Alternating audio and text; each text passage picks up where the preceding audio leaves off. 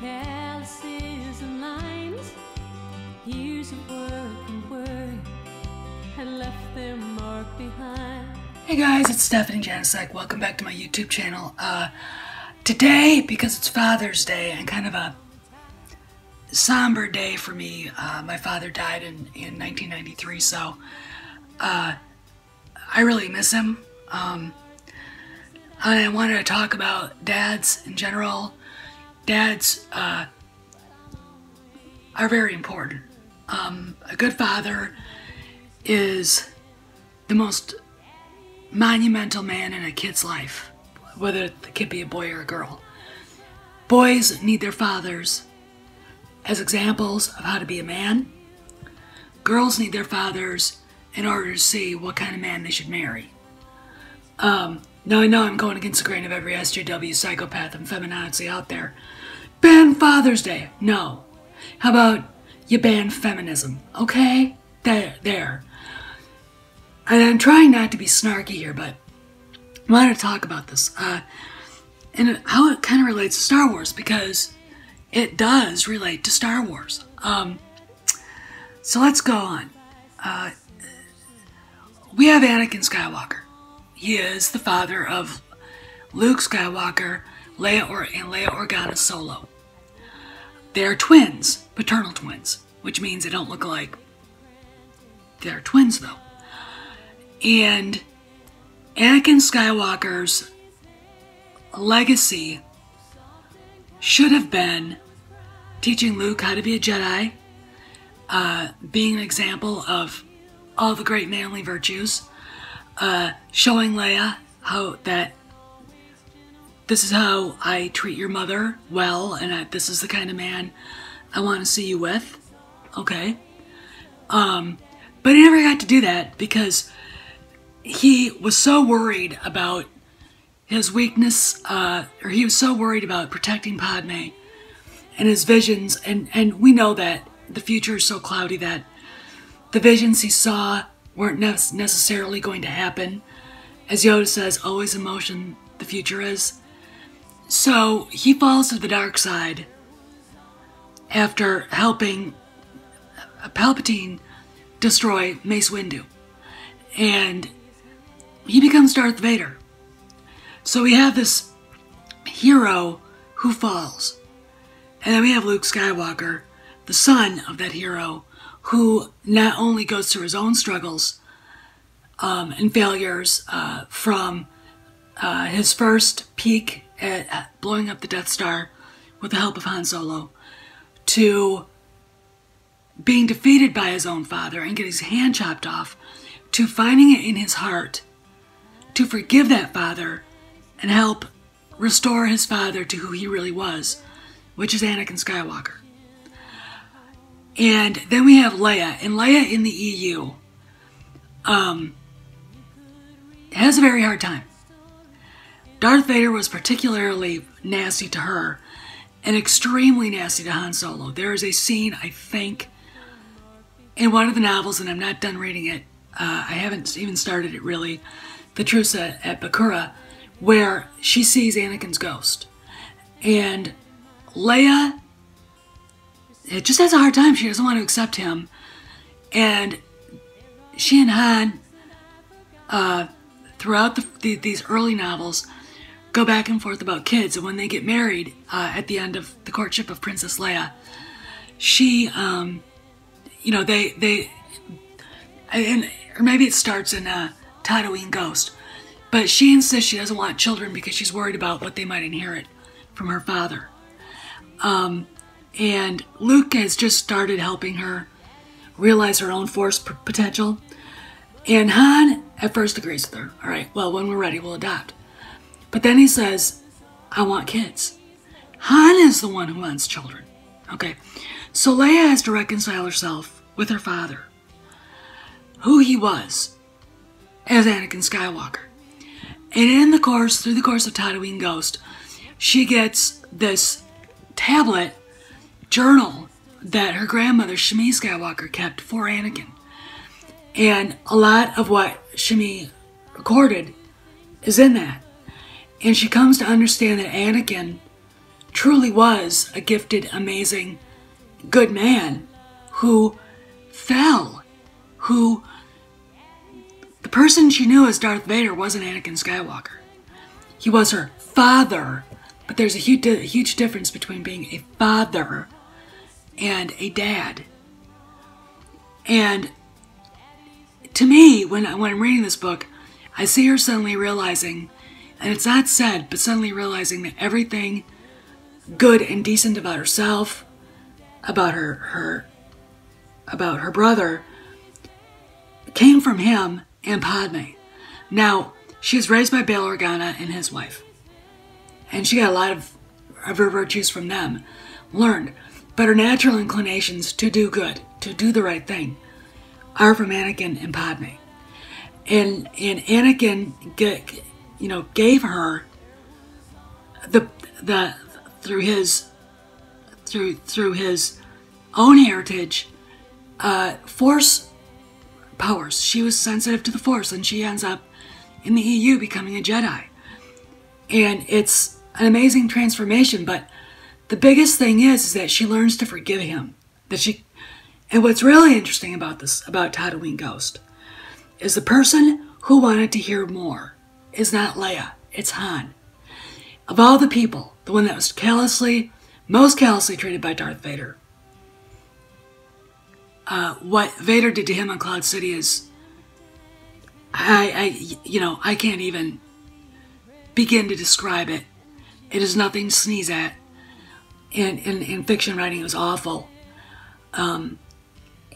He was able to forgive Vader for that. Forgive Anakin. And this is a testament to how the people who wrote these books felt about their own dads, felt about themselves as parents, felt about the characters, and George Lucas.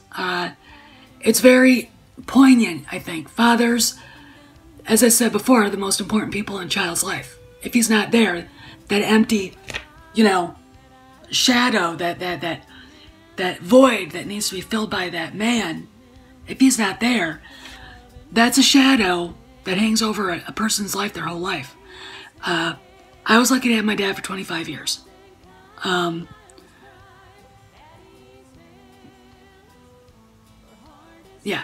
25 years. And I've missed him every day of my life. He taught me to know my own mind. I remember getting books about feminism when I was a teenager and tossing them away because I didn't need them. Why do I have my dad and my 4 brothers and they're all cool. Why do I need this? I was able to, he taught me how to deal with his kind on a case-by-case basis. And I know it drives some of my friends crazy because of their own issues with their own dads. But I don't hate all men. Now, I've seen in my life, I just dealt with one today. And guys are all individuals. So generalizing men is a form of bigotry. And third wave feminists and the beta males who troll with them are bigots. Pure and simple, they are bigots. And they're not just bigots against white men, they're bigots against all men.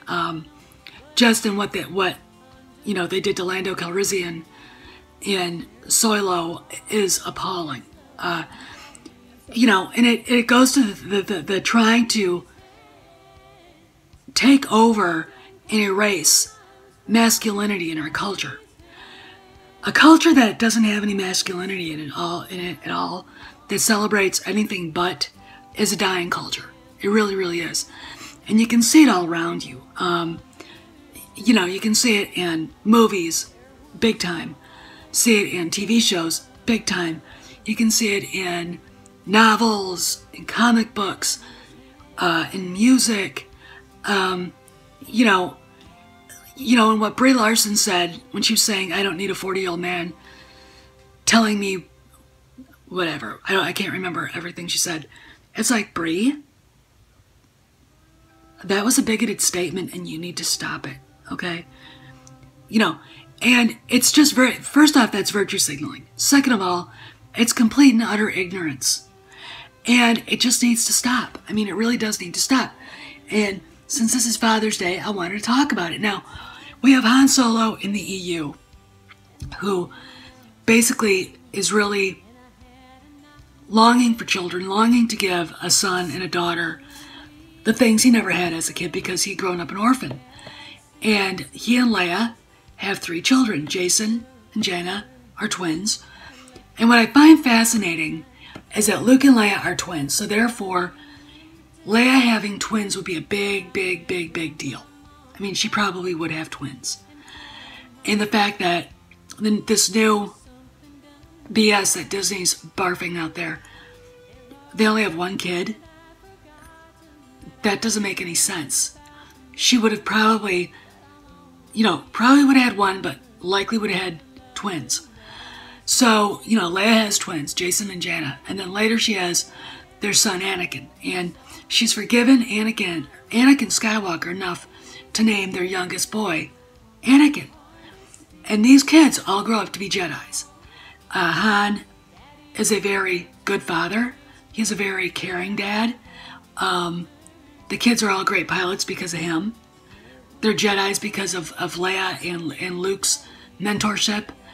And despite all the problems and the subsequent struggles everybody goes through, I mean, we know that Jason falls to the dark side. Jaina almost does. Anakin ends up dead. And this is, I'm not even going to talk about that. But still, through it all, Han and Leia stick together.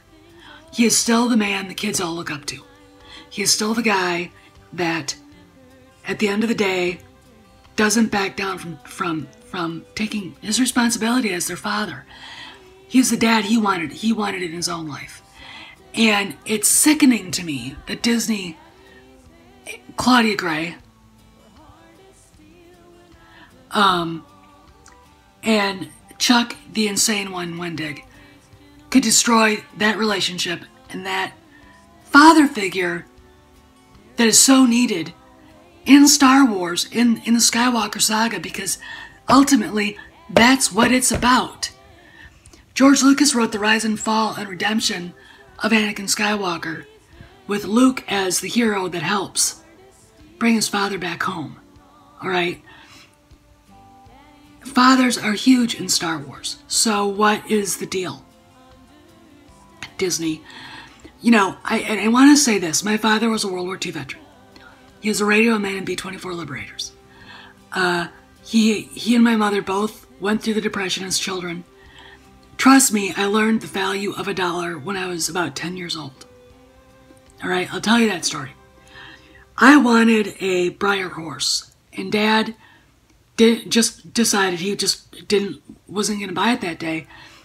And he told me this story. He said when he was a little kid, he'd be going to school, and at the window of the hardware store, imagine Ralphie Parker looking through the window at Big B's department store, or whatever that place is called, Higbee's department store, looking at the Red Ryder range model 2000 shot range model air rifle, and with his nose pressed up against the glass. That was my dad. It cost $1. Now, my grandmother would give my dad a little bit of money, a nickel, to buy lunch and 2 rolls and a donut or whatever for school for breakfast, and then he could get lunch. A nickel. Dad tried to save $1, and he couldn't, because he was a growing boy and he had to eat. And that's the value of $1 right there. It's something that kids don't know anymore. I see helicopter moms waving dollars at their kids. Here's the money, go buy whatever you want. None of these kids are learning that value. I doubt Claudia Gray understands it. I doubt Pablo Hidalgo understands it. He has attacks on billionaires, wants to kill them all and then mulch them. I know Chuck Wendig doesn't know the value of $1. It's a lesson lost on these people, and I know that a lot of millennials don't. But I did. My dad was very poor during the Great Depression. My mom was too. I'll tell her story another day. But he met my mom. He moved to Chicago to get a job. He got 2 jobs right away. courted my mom because she was living in, they met in my hometown, and she went back to Chicago. My dad followed her. And then they got married in 1942. He shipped off to boot camp and then radio operator school in Kansas. And my brother Bill was born. Dad went AWOL to see him. He was forgiven. He went to England and, fought the Germans in the air during World War II. And my uncles all invaded Normandy. One was Zach Welkin, one was in the Pacific as a Marine. So, that's my dad's growing up. Now you want to know why. I think he's a hero, because he was. That entire generation was filled with them. Some were good people, some were bad, but they were heroes nonetheless. Show me a hero, I'll show you a bum, as Pappy Boyington would say. He came home. He got his degree from the University of Wisconsin, correspondence school degree in management, and ended up working for 38 years at Train Company. And if you all know what Train is, that is the big manufacturer of cooling and air conditioning units, right? My dad was a superintendent of one of the plants. And he was a commercial fisherman, a duck hunter. He taught, when I was 12, he gave me a shotgun, and which I still have, and I've added to that collection. I basically grew up, I was a tomboy. I loved hunting, fishing, being outside on the Mississippi River, because we grew up in Wisconsin, right on the river. My dad ran a little commercial fishing business and caught a lot of fish, a lot. He was a trapper. He paid for 9 kids' Christmas presents with that, and property taxes. And, it was a life. He wasn't a billionaire. He didn't, write an epic novel. He didn't write an epic song. He wasn't a big movie director. He wasn't a lawyer, a doctor. He was a hardworking, blue-collar man. And he was my hero. And the idea that the people at Disney, Lucasfilm, want to take that away from fictional characters like Luke Skywalker and Han Solo because they hate white men so much is vulgar. Children need their fathers. They need male heroes, little boys especially. We have a lost generation of kids. If you want to know why we have so many school shootings, and I know I probably got anti-gunners here, so, you can kiss my ass, okay? The gun doesn't jump up in someone's hand and then, infiltrates your brain and makes you go into school and shoot everybody. Most of these kids that do this, their fathers are either not there, their fathers are either dead, but they don't have their dads around. They don't have a masculine presence that's teaching them discipline, how to handle themselves outside of the home, and their mothers are weak or spoiled and rotten. And these boys are lost. You can have your football coach be a mentor. There has to be in some way a masculine icon in a kid's life. And that person should be in the home, should be the father, or a good stepdad who's going to step up to the plate. And there are a lot that do, thank God for them. It should be and it can be a hero outside the home, a teacher, a coach, a priest, a rabbi, a pastor, a mentor of some kind. And it can be an icon as a celebrity. And so many celebrities fall so far short. And they don't take who they are and what they represent seriously. I don't like it when kids say they like this guy or this guy, and I know what that guy does. And then they say, well, I'm not, an icon. I'm not, I don't really care if I'm a role model. The hell you don't. You are a role model. Stop it. That was for you, Charles Barkley, because you're the one that said that. And they need their fictional heroes. The Romans had Aeneas, Romulus and Remus. The Greeks had Hercules and the gods.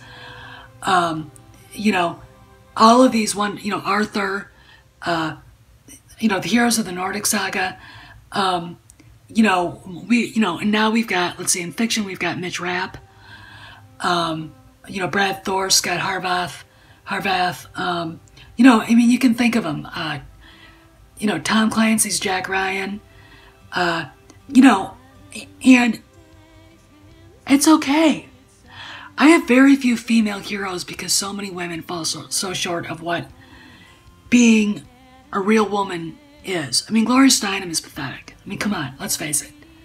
If you can't handle men, if you have to degrade men, then you're not a real woman, okay? You're really not. I mean, if you can't take men on a case-by-case basis, you don't need to be around. You don't need this, okay? You don't need to be out there. And you're hurting women. Because little girls need their heroes too. And we do identify with Luke Skywalker. We do identify with Han Solo. Because those are the kinds of guys we wanted to rescue us. Prince Charming. There's nothing wrong with that. Women should want to need a man. You can live without one. But, it's not the optimal, is it? No, it's not. And degrading fatherhood, and this has been going on for a long time now, and now it's reached epic proportions with Star Wars, has got to stop. I loved my dad. I wouldn't be here today if it wasn't for my dad. And when I think of the massive garbage kids are being given, the lost boys out there, the lack of masculine presence in a kid's life to teach you discipline, to teach you respect, patience, how to be a man, how to handle yourself, and what a girl should want in her life as far as male companionship is concerned is scary, and it hurts our culture, it hurts our kids, it hurts women, it hurts men, and it's time to stop. And every time I think of Star Wars, and I think of the EU and where everybody started in those stories, and where they ended up, it was a real journey. It was a real journey. I mean, they run through a lot of shit, right? I mean, it wasn't like a fairy tale. It wasn't. Fairy tales are dark. I don't know where Pablo Hidalgo gets this ideas that everyone's yippee skippy happy, happy, happy. If you've ever read Grimm's fairy tales or Hans Christian Andersen, you know they're dark for a reason. All right? And Star Wars was dark, but it was balanced. Hence, it was a fantasy and a fairy tale. And you can't make those relevant. They're timeless. And you can't take the iconography of Han and Luke as these masculine heroes for kids to look up to, for boys and girls to look up to, and say they don't matter anymore. I just read somebody, some weirdo in Australia saying that we're over. Us normal people are over. No, we're not. No. In fact, the pushback against Disney Star Wars has taught me that there's a growing resentment in our culture against this crap. The fact that colleges now are closing dorms because they don't have enough students to fill them, because kids are now saying they don't want to go to college. The fact that there's a real push for kids to actually get certified as electricians, plumbers, blah, blah, blah. It might not be the intellectual stimulation you want, but I guarantee you will make a lot more money doing that than you will, trying to pay off your college debts and living on a barista's wages, okay? I've got my college degree. If I hadn't gotten sick, I probably wouldn't. I'd probably just be singing and acting and doing that, but I got sick. But here we are. My dad didn't get a college degree, and he was the most successful human being I've ever met. You can name the people that didn't get a college degree. And the reason why I think a lot of these kids aren't going to school now after high school is simply this. The ugly attacks on normal people by social justice warriors on campus, by professors, has driven people away. All right? Fatherhood is something to look at as being sacred and beautiful and amazing. And it's a thing that I think every guy out there should aspire to in some way or another. It's really for guys that don't get into the Catholic priesthood. You know, the ultimate calling. And Han and Luke, you know, Luke and Mara Jade had Ben Skywalker. Han and Luke both did that. Very proudly, happily raised kids. And were good dads.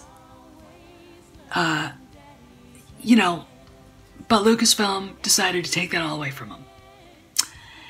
And this is another failure on their part. And this is another reason why so many of us are angry. Alright? Because what Lucasfilm did is unrealistic. It's unrealistic looking at their own character arcs. And so, on this day, Father's Day, I just wanted to talk a little bit about the attack on masculinity and men in Star Wars and the culture in general. Tell you a little bit more about my dad, and wish everybody out there, all y'all, a happy Father's Day, and you know, have a good one because y'all deserve it, you know. And this is Steph signing out. See you around the galaxy.